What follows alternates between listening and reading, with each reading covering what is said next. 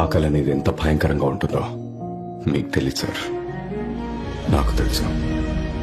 నేను పక్కనే ఉండి చూశాను.